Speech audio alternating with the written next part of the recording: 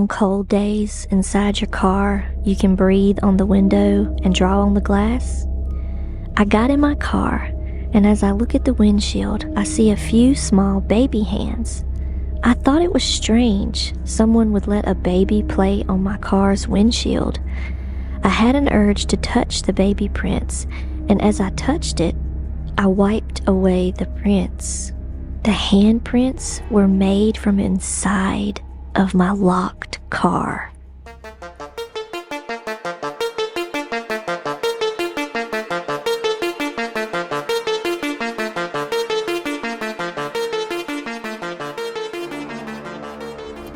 Driving from Northern California to Southern California through the middle of the night about a decade ago. I was tired, and the scenery along the freeway through the Central Valley isn't very interesting. I remember passing an old silo, looking at the car clock, and it was 3:17 in the morning. Drove some more, past a power line, and it was 3:21.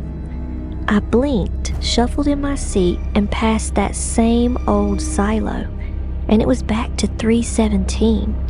I was in disbelief. I just stared at my clock for a few moments. Drove a little bit more, past the same power line, 3:21. Don't know why or how, but I went backwards about 4 minutes. Never experienced anything similar since.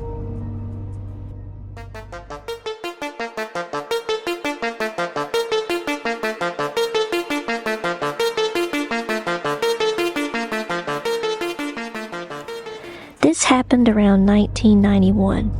It's the middle of the night.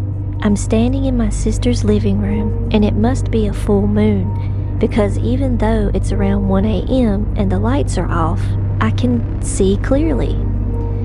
There's a mixing bowl with popcorn kernels in the bottom on the floor in front of the TV, and some rental VHS in a pile nearby. I hear a noise and turn around to see my sister's normally very friendly Labrador retriever looking like Cujo. Fangs bared, snarling, hackles raised. Suddenly there's a bright flash of light, and I woke up and hit the bed from a great height.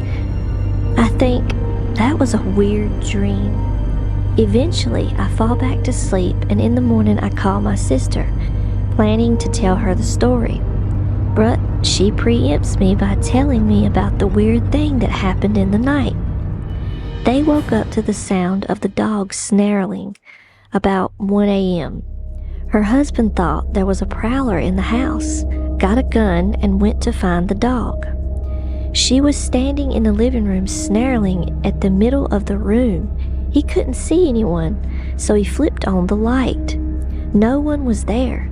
The dog instantly stopped snarling and walked to her bed like nothing had happened. He checked the property and went back to bed. We talked a bit, and I found out they watched some rental movies, and of course we had popcorn. Why?